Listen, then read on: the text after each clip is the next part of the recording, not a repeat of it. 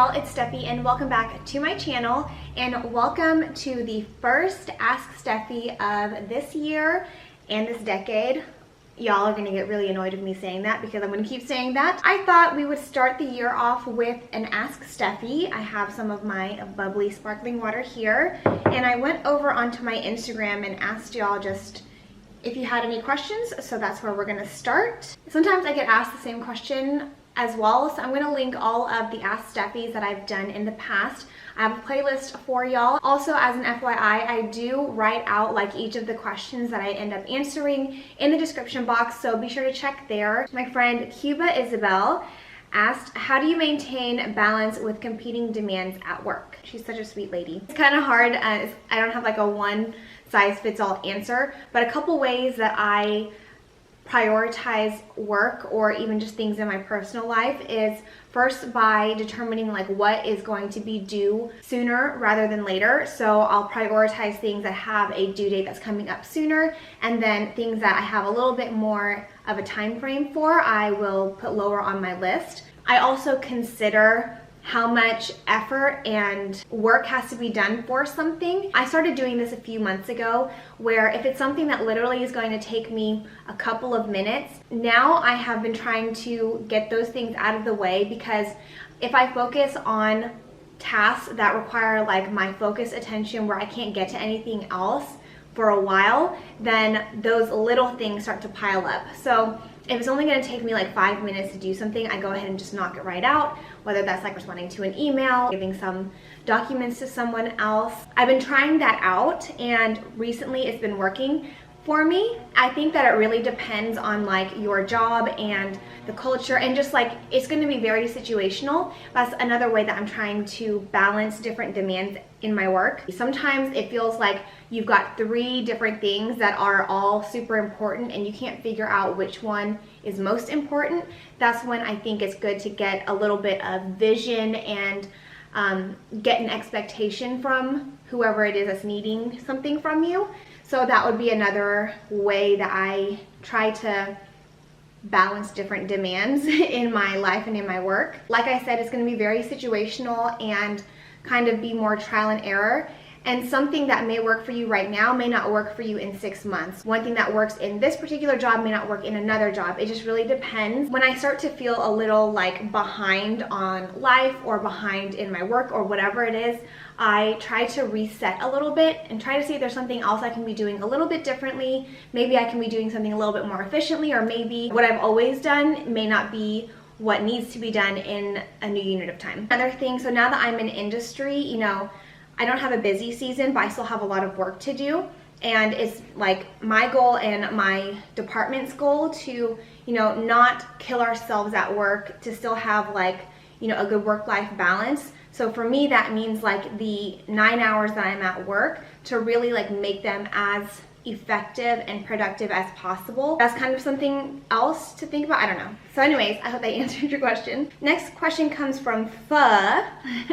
Pho asks, how you know that going into accounting in college, by the way, your video is awesome. Thank you so much. I have a whole video on this, so I will link that over there in the description box and in the cards for you. But in a nutshell, my mom kind of gave me the idea. She actually did give me the idea to take an accounting class, but her vision for my future career is different from what it is now. She was envisioning me becoming a CPA so I could do taxes and I could do it from home. But as y'all know, I am not in tax, I am on the audit side. So we still even have conversations today where she's like, open up your own tax practice, or you should get into taxes. And I'm like, Mom, no. But anyways, if you want to hear the full story and details and everything, check out that video, but that's kind of the nutshell. Tara Sayok, she asked, any home buying tips? Yes. So I do plan on doing a whole video on this, but a few things at the top of my head would be to come up with kind of like a wish list of what you're wanting out of a house. Like, is there certain types of rooms that you want, certain number of rooms, certain number of bathrooms, things that you can like change on your own. It's kind of lower on a priority list for me. Like if it's paint color and stuff like that, you can always do that later on. The structure of the home that you're wanting. For example, when Mike and I were first going through our home buying experience, our very first home that you've seen in our other videos, I wanted to have a dressing room, which I'll link on. You can see my old dressing room in case any of you guys are interested. I wanted a dressing room, and then he wanted to have a media room. So we knew there were specific, like a certain number of rooms that we wanted because we had designated like uses for them. What is it that you absolutely have to have? And kind of try to rank them in priority so that when you start looking at houses, maybe you'll only get 3 out of the 5 things, and then you can figure out if that combination of stuff is sufficient for you guys to actually like buy that home. Would you prefer to build or to buy a home? In certain areas, maybe building's not as feasible, but here in the DFW area, building a new home and then buying an existing home is kind of the same price range. I feel like you could go either way in our area. It's going to depend obviously on the features of the home. So you'd want to look into that, like maybe look at different home builders in your area if you're interested in building. And that way as well, you can look to see what the cost of it is going to be. I think a lot of people think like home building means custom homes, which that is a certain line of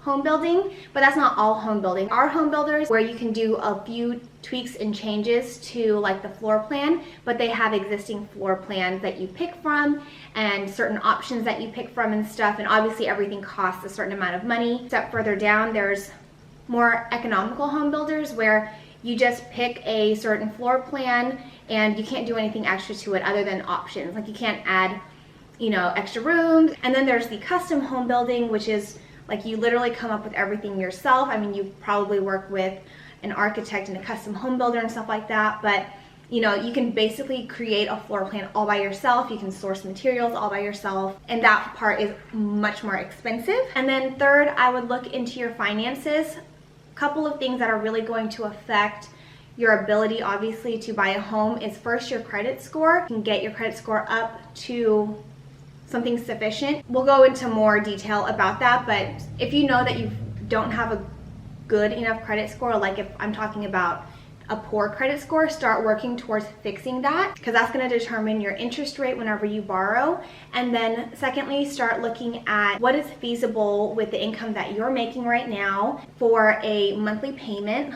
So, you know, if you're paying rent right now, can you pay a little bit more? So you can kind of figure out like what your mortgage is going to end up being. Your mortgage is going to consist of obviously like the principal, like the total price of the house that you end up buying, plus interest, and the interest is going to be affected by your credit score. With all that being said, the other component to that is your down payment. So the more that you put down, obviously the less your principal is. A lot of people have a misconception that you have to have 20% of the value of the home to buy a home, like you have to have that, and that's not the case. Like if you don't have 20% to put down, you can still get a loan. It's just that your loan is going to end up having something called PMI. If you ended up not being able to pay your mortgage or whatever, it protects the bank who is giving you your mortgage. I have gum in my mouth, I just realized that, but y'all, whatevs. It's a little hard to determine how much you're gonna need to save for until you actually know like the max value of a home that you are able to afford. It might be worthwhile trying to see if you are pre-qualified for a loan, and then that way they can also like run your credit score. And if you get with a good loan officer, they'll be able to give you a few tips on how to improve your credit score. Just keep in mind though that they're going to do a hard credit check on you, so that's also something to keep in mind if you have other financing things going on. It is worthwhile to kind of know where you are like financially and what you need to work towards. General home buying tips, definitely if y'all are interested in me doing more of a series on this, and let me know if you have specific questions so that I can make sure I cover those. Mindy13579 asked maybe tips on money investing. I will be honest with you, I am not the greatest at actively investing my money, and that's something I definitely want to improve and focus on this decade. I do have a 401k at work, but I'm just not very versed in all of the investing parts of life. Some of y'all may judge me for that, but it is what it is. But it is definitely one of my kind of goals and things that I'm trying to improve on in the coming decade, because obviously it's not going to happen overnight. But as I learn more and as I, you know, become more versed in that, I will definitely share. But if you guys have any tips or know of any good like YouTube channels who can share some good insight on investing, then please leave them in the comments below. I also do have a coworker who I think is going to start a YouTube channel and share about investing, so I'm excited for that because it will help me as well. So in terms of investing, I don't have anything concrete. I do have a automatic savings deduction from my checking account, so every single paycheck it just gets sent straight to my savings account. And obviously you have to put away into savings whatever you're comfortable with. I would like to do more, you know, especially now that we've bought a house. Like, my 20s was fun and all, but it's time to start thinking about the future. And yeah. CDKT26, when interviewing for a new job in the same industry, how do you answer why you are leaving? Personally, I like to err on the side of honesty, but polished honesty, and trying to keep drama out of it. I'm not saying that y'all would cause drama, but you know, don't make it like a gossipy, well, they did this to me and, you know, they don't treat me right. Keep it more focused on like, what is it that I'm trying to achieve? Like, what are my goals that I'm trying to achieve? Keep it professional. I know a lot of us end up leaving companies because of like a bad manager or a bad culture and stuff like that. And I think those are very common things. If you focus on like, here's what I'm wanting versus this is what they did wrong. For example, when I was leaving my last job, there was a lot of just like toxicness going on, but I focused on, this is where I'm wanting to be in my career. I want to focus on internal controls, on process improvements. I want to be in an environment where, you know, each team member's efforts are recognized, just like a good supportive team environment. It's not the time to vent about all the things that they've done wrong to you. How do you balance family, work, social life during tax season or busy season? I have a lot of questions about busy season, so we'll get to that.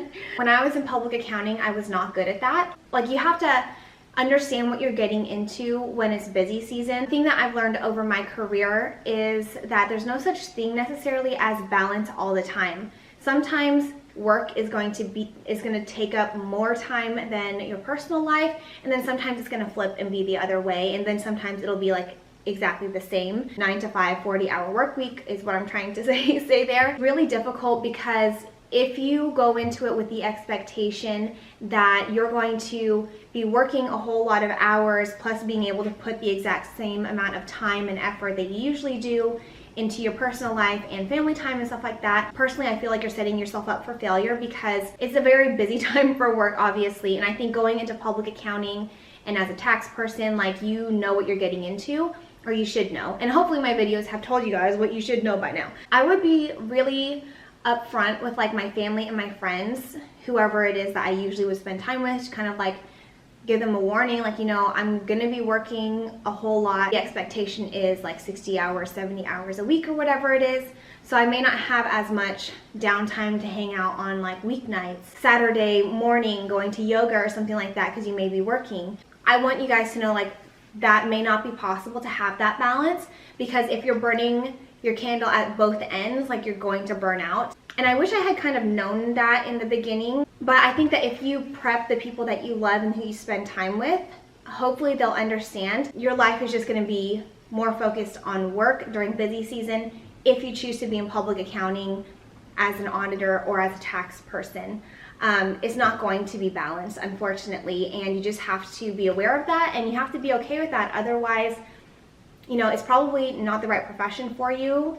It's probably not the right job for you. I don't want to lie to you guys and say that it's balanced, because it's not. Ways that I try to still keep that in my life is when I'm home and not working, you know, sometimes in the evenings and whatnot, trying to really be present in the moment with like Mike and with Juicy.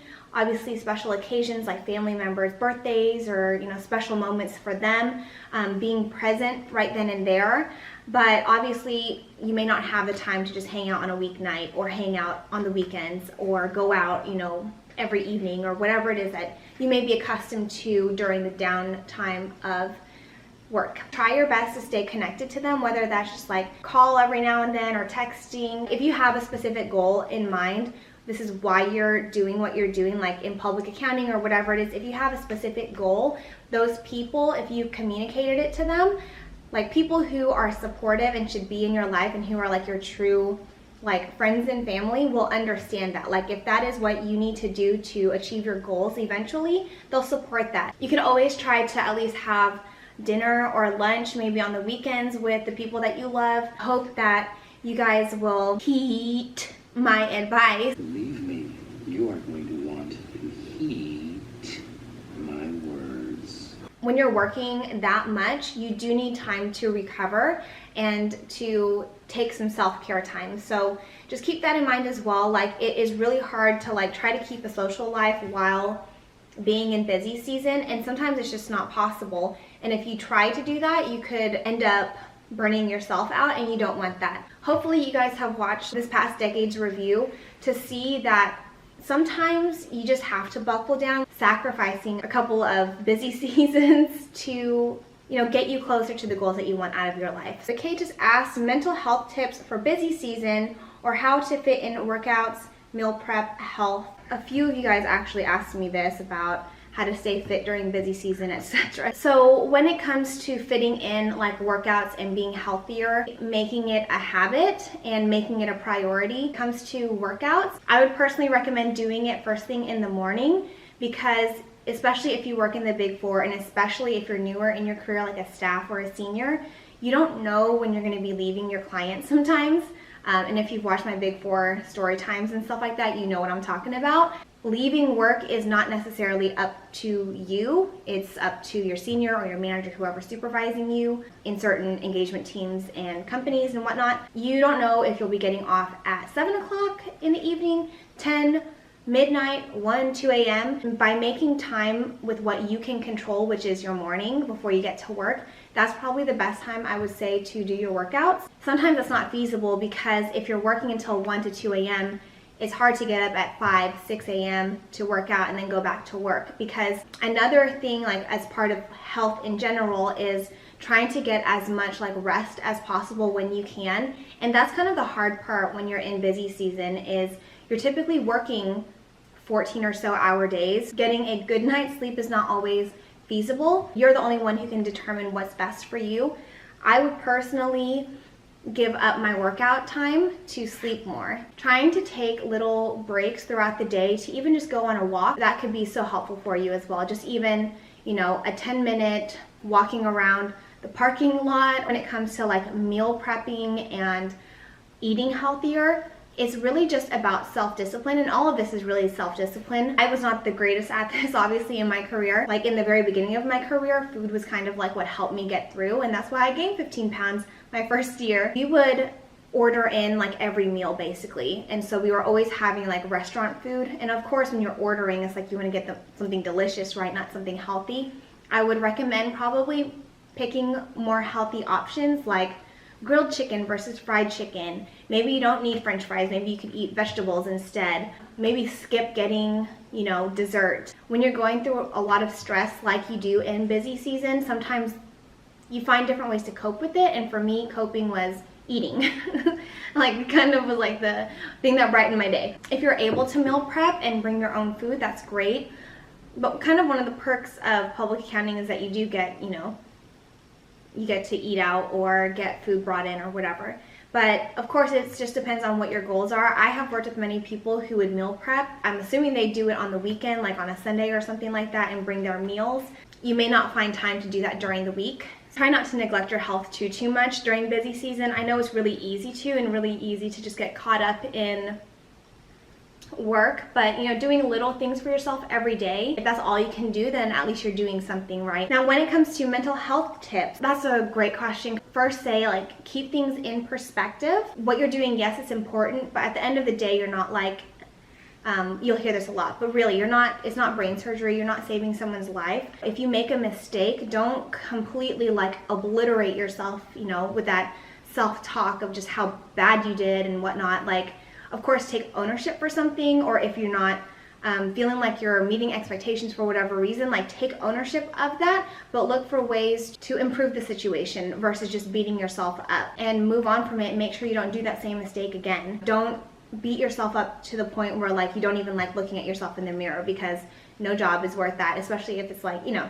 what I'm trying to say. Secondly, I would say to give it your best, and if your best isn't good enough, well, that just means that you need to progress in your skill set.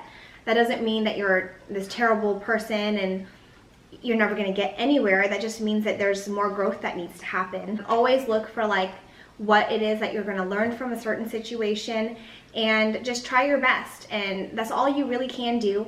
And you will only get better as you experience more and as you put yourself out there more. And a lot of what I've learned is through trial and error, some mistakes, some things that went well, but without actually experiencing those things, like, you're never gonna know. The third thing that I would say is to be kind to yourself.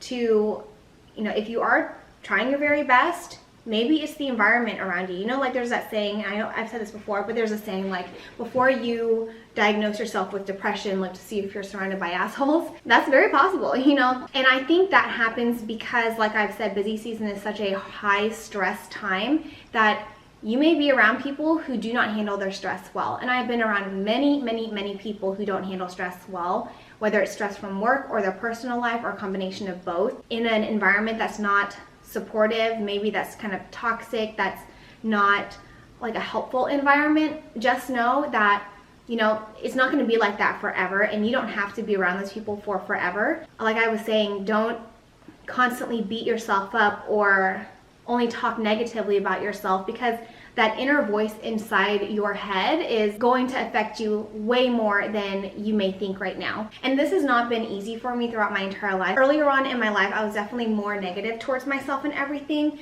But at the end of the day, like, when you get put into certain situations, you realize like no one else is going to be here to cheer you on but yourself. Sometimes that's the case, not all the time, but sometimes. And so you have to be your little cheerleader. You have to tell yourself like, okay, you screwed up. All right, this is why you screwed up. Let's move on from it. Don't do that again. Just keep it moving. Take ownership, but keep it moving. Be kind to yourself. It's hard, but it's something that you have to practice. Like, all these things that I tell you guys are things that I've struggled with, and I've had to practice it multiple times. And I sometimes have to remind myself tomorrow's going to be a better day. The very last thing that I would say is, if you're really having a hard time with like a mental aspect, is to talk to someone about it. Someone that you trust, someone that you've gotten close to at work, or someone in your personal life, your parents or your partner or your friends or whatever. Talk to someone about it, especially if you're just kind of stuck in kind of like a negative space. Talking to someone and maybe getting like a fresh perspective. Those are the things I would say that have helped with mental health whenever I was going through busy season or when I go through hard times.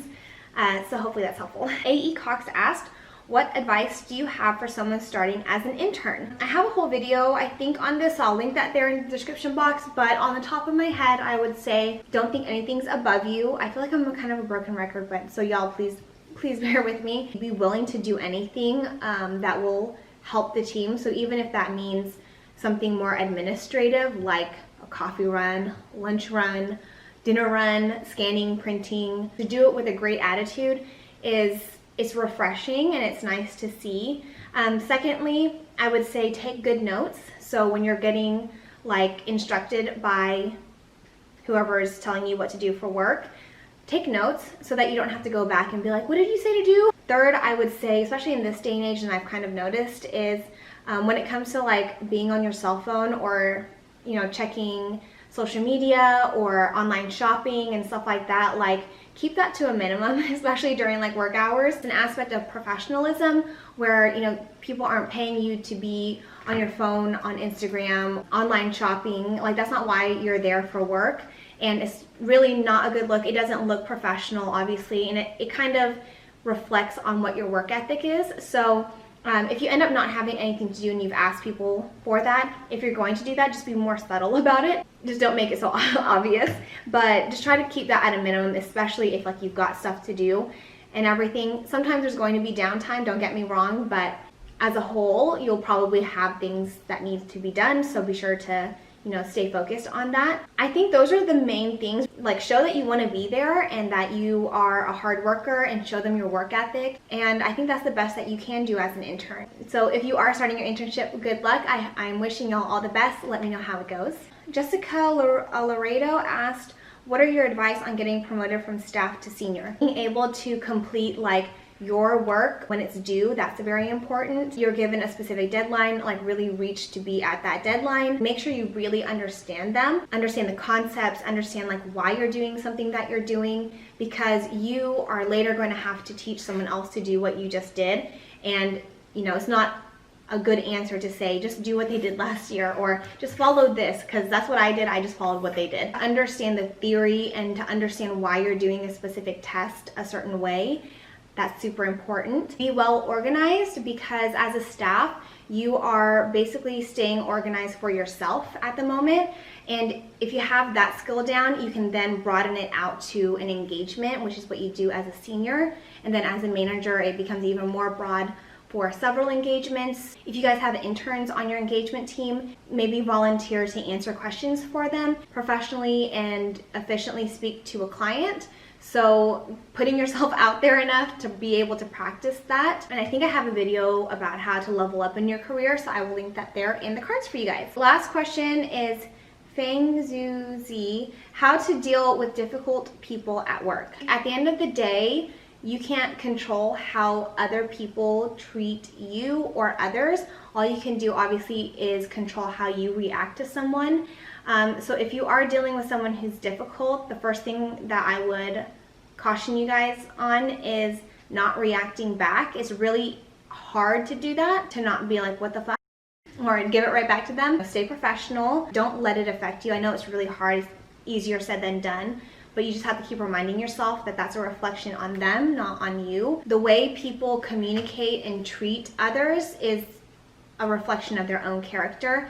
And there are times when you're gonna have hard conversations or tough topics to discuss, but you can still do that in a professional, in a respectful manner. Some people just don't know how to do that, or I don't know what's wrong with them. It's all in the way you communicate, and I think that it's actually a skill to be able to stay composed in the face of dumb shit like that, and don't take it personally. Obviously, if it does become a hostile work environment to the point where HR needs to get involved, you know, obviously I would recommend going to HR or talking to your supervisor. If it's not your supervisor, that is something that's impeding work, then you know it needs to be escalated. Otherwise, I would say stay composed and don't stoop to their level. It's definitely tough, but I hope that helps. Thank you all for submitting your questions to me. If you have any questions for the next Ask Stephie, then be sure to leave them in the comments below.